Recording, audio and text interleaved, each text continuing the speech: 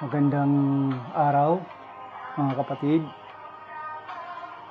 Maraming salamat sa Panginoon sa oras na to sapagkat binigyan tayo ng pagkakataon na makapagbigay ng maikling mensahe sa araw na to sapagkat halos araw-araw ang ating mga naririnig ng mga balita, napapanood sa TV, puro nakakatakot, nakakabahala.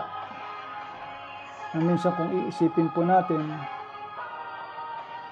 paano na kaya, ano ka na kaya mga nagaganap, ano na kaya mga nangyayari sa ating kapaligiran. Ito tayo hindi makalabas, nasa loob lang ng bahay, halos para tayong nakabartulina. Pero salamat sa Panginoon sapagkat mayroon lagi tayong pinangahawakan na kanyang salita na kung saan ay nagpapalakas ng loob sa atin. Nariyan yung hindi tayo niya iiwan, pababayaan man. Maikling pangako ng Panginoon yan na halos lahat tayo nangahawak sa mga salitang yan. Dahil siya ang ating Diyos na makapangyarihan, siya ang ating Diyos na manunubos, siya ang ating Diyos na talaga naman nariyan upang tayo'y gabayan, ingatan. Na sa katotohanan lang, kung ating iisipin maigi ngayon, hindi lang mga hindi mananampalataya na gaglumihan, maging tayo mismo na mga Kristiyano ay nababagabag dahil sa nangyayari sa ating kapaligiran. Na tangi ang sandata natin ay ang ating pananampalataya sa Diyos. Kasi kahit mang gaanong sama ng balita, anumang naririnig natin sa ating paligid tungkol sa panganib na maaari natin sapitin, maaari natin maranasan dahil sa COVID-19 pandemic nito, ay malakas ang loob natin magtiwala sa Panginoon. Kasi yun ang nasa puso natin. Yung labis na pagmamahal ng Diyos na inilagay sa atin, na hindi tayo nawawala doon.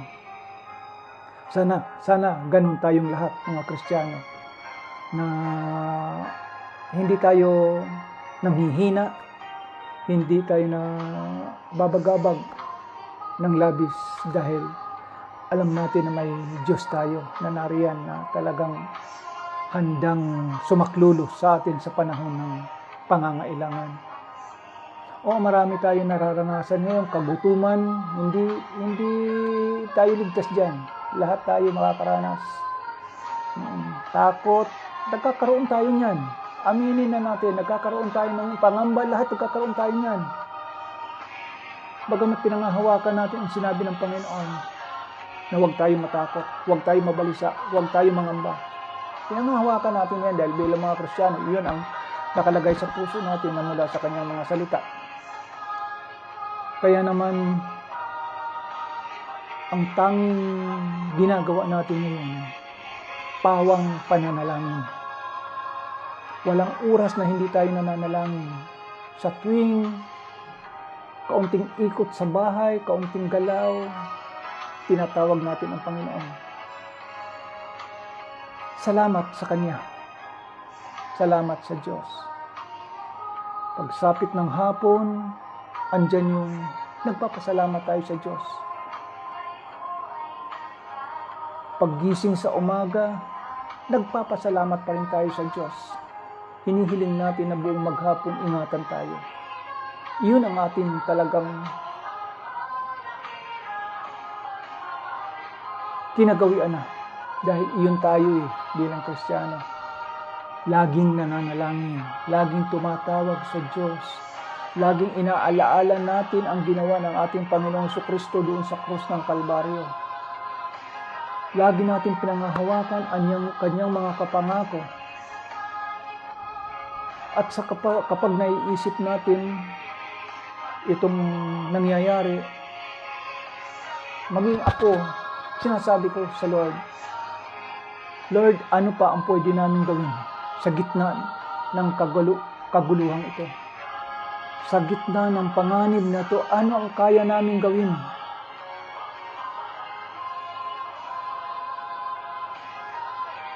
Kung titingnan natin, ano magagawa natin?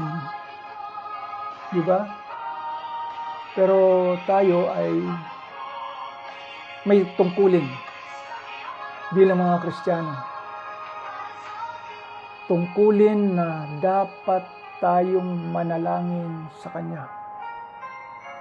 Manalangin tayo sa Diyos. Iyon ang ating tungkol. Wala man tayo magawa, hindi man tayo makalabas, hindi man tayo makapunta sa mga ospital, makatulong o makapagbigay ng kung ano-ano tulad ng ginagawa ng ilan na tumutulong mamahagi ng mga pangangailangan dahil mayroon naman talaga silang mga kakayanan, tumutulong sila. Pero naman katulad natin at karamihan sa atin, wala namang kakayanan ng ganoon. Ang tanging magagawa po natin ay ang manalangin sa Diyos. Ipanalangin natin ang bawat isa sa atin, ipanalangin natin maging ako. Ang panalangin ko hindi lamang sa aking pamilya, kundi yung itinuturong kong pamilya. Kayo na naka-add sa aking FB, lagi ko kayong ipinapanalangin na maligtas tayo sa mga panganib na ito. Ang ating mga kalusugan, pangalagaan ng Diyos. Iyon ang tanging nagagawa ko na lamang. Dahil ako bilang misyonero, pumupunta ako kung saan-saan lugar para magbahagi ng salita ng Diyos. Nag-house to house, pumupunta sa mga probinsya para magbahagi ng salita ng Diyos. Ngayon wala eh. Hindi ko magawa. Kaya ginugugol ko ang panahon ko habang narito ako sa bahay. Ginugugol ko ang panahon ko sa pananalangin. Ipinapanalangin ko ang lahat mula sa Pangulo ng Bansa hanggang sa pinakamababang antas ng paglilingkod sa gobyerno. Mga doktor, mga frontliner natin, ipinapanalangin natin. Dapat ipinapanalangin natin yan. Hindi yung sarili lamang natin. Kaya lahat kailangan ipanalangin. Iyon ang ating tanging magagawa. Kung hindi man tayo makalabas, manalangin tayo. Huwag tayong manghihinawa. Sabi pa nga ni Apostol Pablo, manalangin kayo na walang patid. Iyon ang nais kong ibahagi sa inyo na ikaw, ako, tayong lahat, huwag magsawa sa pananalangin na ang bansang ito ay makalaya na sa tanikala ng COVID-19 ng pandemic na to. Makalaya na tayo. Iyon ang ating panalangin at bumalik na tayo sa normal o sabihin nyo new normal.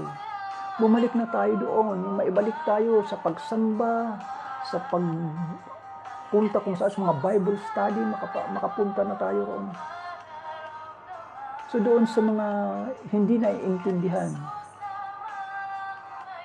ang mga gawain ito pang Kristiyano, unawain nyo maigi.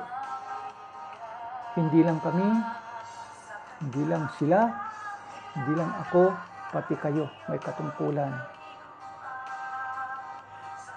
Ang tanging magagawa ninyo, ipanalangin natin ang lahat. Mga kaibigan, mga mahal sa buhay, ipanalangin natin. Iyan ang ating tanging magagawa. So sa araw na to ay nais kong magpasalamat sa Panginoon dahil kayo ay nariyan, nakikinig sa umagang ito. Nais kong bago magpatuloy ay nais kong ibahagi sa inyo ang salita ng Diyos tungkol pa rin sa pananalangin. Nagturo ang Panginoon ng simpleng pananalangin. At alam ng lahat ito. Kasi bata pa lang ako, naririnig ko na ito sa aking mga magulang, ang panalangin ito. Pero nung makakilala ako sa Panginoon, ang panalangin ito naging malalim para sa akin. Mayroon palang ibig sabihin, hindi pala ito kailangan kabisaduhin lang, memoryahin. Hindi pala ito kailangan ilagay sa isip lang para lagi kaya natin bigkasin kahit saan tayo naroon. Hindi pala ganun ang ibig sabihin. So itinuro ito ng Panginoon ng pinakasimpleng paraan. Simpleng paraan, simpleng pag-unawa ang gusto lang iparating niya sa atin. Una, itinuro niya ito doon sa kanyang mga alagad. Ang sabi dito, ganito kayo manalangin. Sa Matthew chapter 6, verse 10 hanggang 13. Ganito kayo manalangin.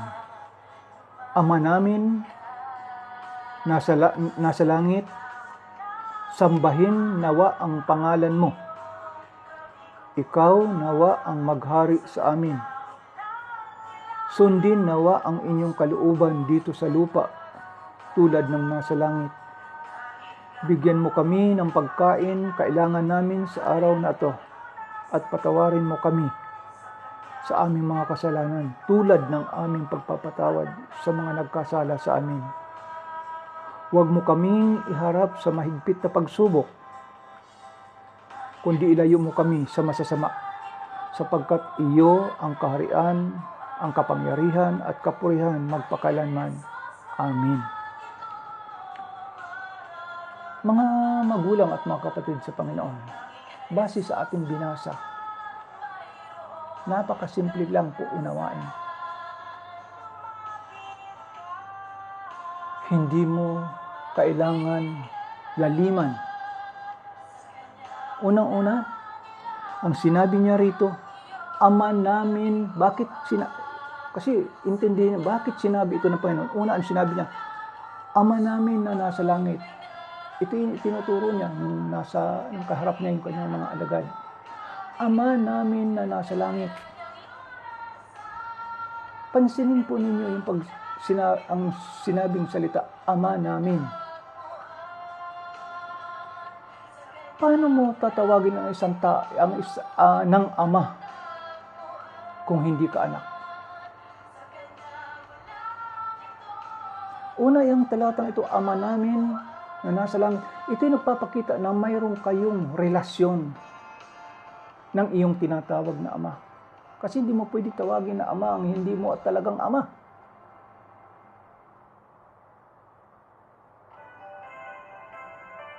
Mahirap yun. Inisip mo na ba kapag nananalangin ka nito? Inisip mo na ba, ako nga ba ay anak? Kasi sa Biblia, may mga itinuturo ang Biblia na kung paano ka maging anak ng Diyos.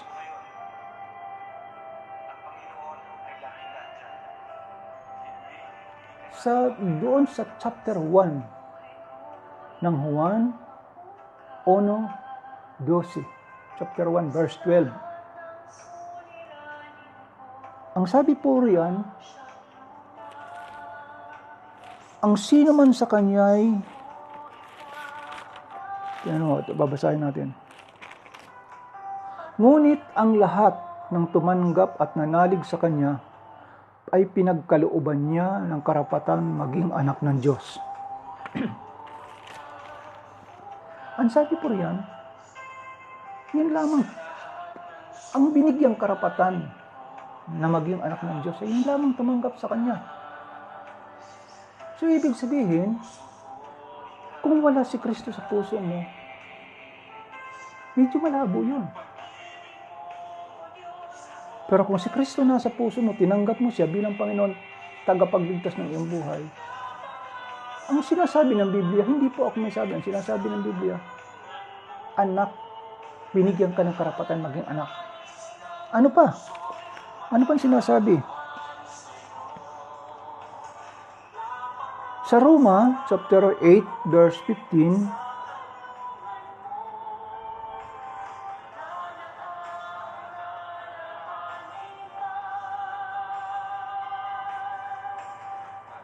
ang sabi po rito, sapagkat hindi kayo tumanggap ng espiritu ng pagkaalipin upang muling matakot, ang tinanggap ninyo ay espiritu ng pagiging anak.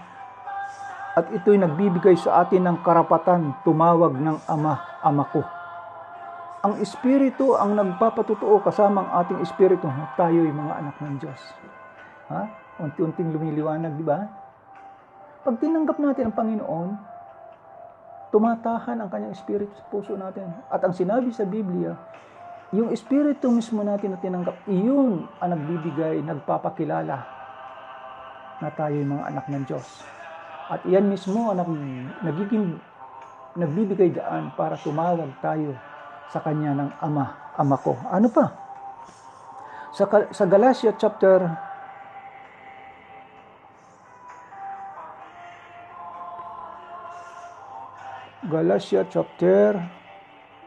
4 verse 6 to 7. Ang sabi po rito, upang ipakilalang kayo'y mga anak ng Diyos, pinagkalooban niya tayo ng espiritu ng kanyang anak, nang tayo'y makatawag sa kanya ng Ama, Ama ko. Ito ay patutuunan ng Biblia. Patutuunan ito ng Panginoon na hindi basta tayo makatatawag ng Ama, kundi may proseso nito. May pamamaraan para tayo makatawag ng Ama at tawagin tayong mga anak. Maliwanag po yan na sinabi ng Biblia, maliban na tanggapin natin si Jesus bilang Panginoon tagapagligtas ng ating buhay, saka lamang tayo bibigyan ng karapatan maging anak ng Diyos. Pangalawa, ang sabi po, Ama naming nasa langit. Minsan nakakatuwa isipin. Sinabi, Ama natin na nasa langit. Nasa kanyang trono ang Diyos. Nasa kanyang trono ang ating Panginoon. Hindi sinabi rito na Ama namin nasa dingding, nasa larawan, nasa kwadro, nasa altar, o nasa kung saan-saan natin idinidikit yung mga larawan na yan. Ang sabi ng Biblia, nasa langit ang ating Diyos. Wala rito wala diyan kung saan tayo lumuluhod.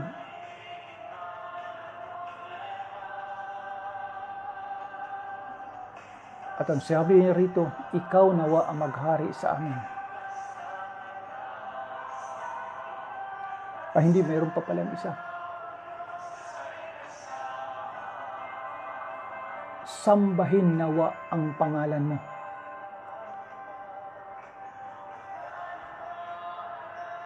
Sambahin ang pangalan mo. Wala po siyang sinabi dyan na sambahin ang rebulto mo. Sambahin ang larawan mo. Sambahin kung ano ka pa man.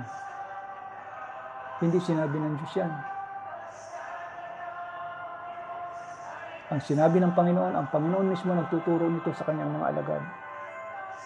Ang sabi niya rito, sambahin ang pangalan mo. Ang pangalan ng ating Panginoon ang sinasamba. Kaya nga kung tayo mananalangin, sinabi rin, pumasok ka sa iyong kwarto, sumasok ka sa iyong silid, ipikit mo iyong mga mata at manalangin ka sapagkat doon mo mararanasan ang hipo at kapangyarihan ng Diyos. Doon mo makikita na kung sino ang inyong pinapanalanginan. Doon mo malalaman, hindi yung nakikita ng mata natin, kundi nakikita ang ating kalooban, ang ating pakiramdam, nakikita natin ang Diyos. Nakikita natin ang kanyang kaluwalhatian. Hindi yung mga larawan ang natin nakikita, kundi ang kanyang kaluwalhatian, nararamdaman at nararanasan natin kapag tayo nananalangin. Sabi rito, ikaw nawa ang maghari sa amin. Pero pag sinabi mong ikaw naghahari sa amin, ibig sabihin lahat siya ang nasusunod, hindi tayo. Siya lahat ang nasusunod, at ang sabi pa rito, sundin nawa ang iyong kalooban dito sa lupa tulad ng nasa langit. Maliwanag po yan. Ano bang mayroon sa langit? Ano bang mayroon sa kinaroroonan ng Diyos natin? Di ba? Kabanalan, kaluwalhatian, lahat, karangalan ng Diyos na nandoon. Pero ang sinabi ni San Pedro sa atin dito sa lupa, yamang ang Diyos na humiram sa iyo ay banal. Dapat kayo magpakabanal. Yun ang sabi tinuro sa atin ni San Pedro. Mamuhay, maaari po mamuhay tayo ng may kabanalan dito sa lupa. Maaari tayo makapamuhay dito sa lupa ng may kabanalan. Pero hindi natin ito magagawa sa sarili nating kaparaanan, kundi sa kaparaanan pa rin ng Diyos, sa gabay ng Diyos at sa banal na Espiritu na nasa atin, na nagbibigay sa atin ng lakas, nag-uudyok sa atin na gumawa ng katwiran, gumawa ng kabutihan, gumawa ng kabanalan habang naririto tayo sa ibabaw ng mundo. At ang sabi pa rito, bigyan mo kami ng pagkain kailangan namin sa araw na to. Bakit hindi sinabi ng Panginoon na bigyan mo kami ng pagkain namin, kailangan namin sa araw-araw? Ang sinabi lang, tinuro ng Panginoong Hesus, sabi niya, bigyan mo kami ng pagkain sa araw na ito, ngayon lang. Bakit? Sa isang halimbawa, kung may anak ka, araw-araw pumapasok sa eskwela yan.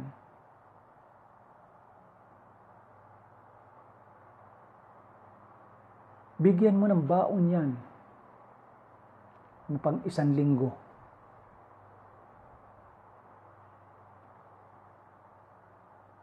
Dadating yan, galing school, aalis, na halos hindi mo na siya makausap. Hindi kanya hihintayin. Pagdating yan, papasok sa kwarto, matutulog, papahinga. Hindi yan makikipag-usap. Paggising sa umaga, magbibihis, maliligo, aalis, hindi, kung tulog ka pa, hindi magpapaalam yan. Bakit? Binigyan mo siya ng isang linggo pang isang linggong baon. Pero, kung iyan, bibigyan mo ng baon, papuntang eskwelahan para lang sa araw na to, tinitiyak ko sa inyo, tinitiyak ko sa iyo, na gigisingin kanya tuwing umaga para hingian ka ng baon.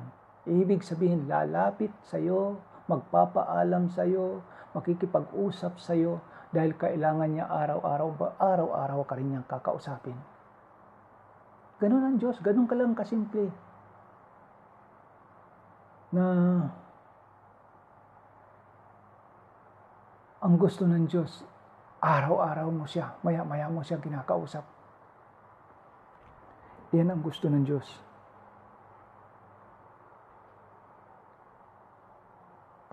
Pangatlo, at ang sabi pa rito, at patawarin mo kami sa aming mga kasalanan tulad ng aming pagpapatawad sa mga nagkasala sa amin. May kondisyon po ang pagpapatawad ng Diyos. Ikaw,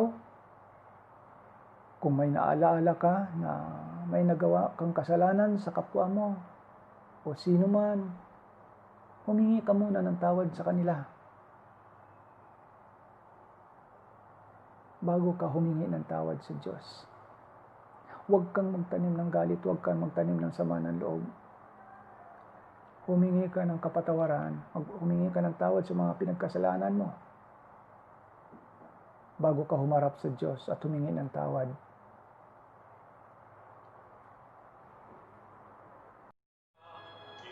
Kapag ginawa mo yan, na napakadaling magpatawad ng Diyos. Patatawarin ka ng Diyos. Maliwanag po yan sa kanyang sinabi. Napatawarin, sabi niya rin, tulad ng pagpapatawad sa mga nagkasala sa amin.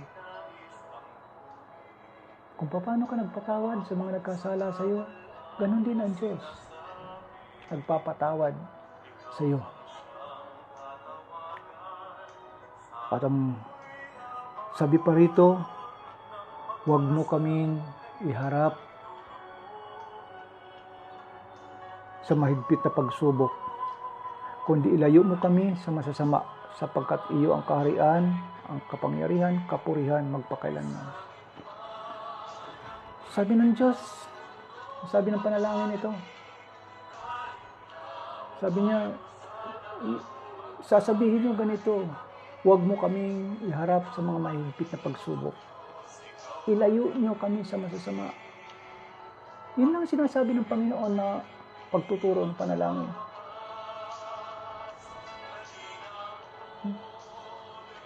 Kilalanin mo siya bilang Ama. Kilalanin mo ang kanyang kabanalan. Sambahin mo siya sa paraan na ayon sa kanyang kalooban. At patuloy na hingi natin araw ang ating mga pangangailangan. Magpatawad tayo sa mga nagkasala sa atin. Itong panalangin na ito ay talagang alam na alam ito ng mga tao. Pero yung kahulugan nito, hindi nila alam.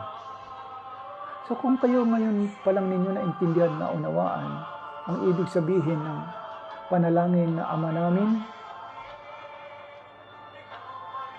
panalangin na ang pamagat nito ay Ama namin, pag-aralan niyo, basahin niyo ang Biblia, mararamdaman ninyo kung papaanong mangungusap sa inyo ang Diyos. Paano kayo pakakaramdam ng tunay na pagkalinga ng Diyos. Sundin ninyo ang mga pamamaraan ito dahil maliwanag na sinabi ng Biblia na ganito kayo manalangin. Ang Panginoon mismo nagturo niyan. Hindi si Pedro, hindi si Juan, hindi ang mga apostol nagturo ng panalangin niya, kundi ang Panginoong Jesucristo mismo. Dahil gusto niya maintindihan natin ang kahalagahan ng kanyang pagiging Diyos ng ating Ama. Kung ano ang ginagawa ng Diyos sa buhay natin. Mga kapatid, huwag ilagay sa isip ang panalangin ito. Hindi basta ito mememoryahin mo. Hindi ito basta kakabisaduhin mo lamang, kundi ilagay mo ito sa puso mo upang maintindihan mo kung ano ang nais ng Diyos sa iyo. Mahalagang maintindihan natin ang bawat salita, ang bawat itinuturo ng ating Panginoon para sa ating kaligtasan. Maraming salamat at ang panalangin ko ay mapagpala kayo sa araw na to sa magitan ng salitang ito na ating pinag-aralan tungkol sa Kanya, doon sa mga itinuro ng ating Panginoon na panalangin. Pagpalain kayo ng Diyos at asahan ninyo araw-araw kasama kayo sa aking mga panalangin. Hindi ko man alam kung ano inyong mga pangangailangan araw-araw. Itinataas ko siyan sa Diyos dahil alam ko na alam ng Diyos kung anong pangangailangan niyo sa araw-araw. Hayaan niyong maipaabot sa inyong mga puso ang pagmamahal ng Diyos. Maramdaman niyo ang pagkilos ng Diyos sa puso ninyo. Huwag niyong baliwalain sa mga panahong ito ang nais ng Diyos sa buhay ng bawat isa sa atin. Kaya ngayon pa lang, hinihiling ko sa Diyos na sumainyo ang tunay na kapayapaan, pagpapala, kaligtasan, makamit ninyo. Ito yung aking hinihiling sa Diyos, na makamit ninyo ang nais ng inyong mga puso araw-araw. Salamat sa inyo, salamat sa pakikinig. Hanggang sa muli, pagpalain kayo ng Panginoon. God bless everyone.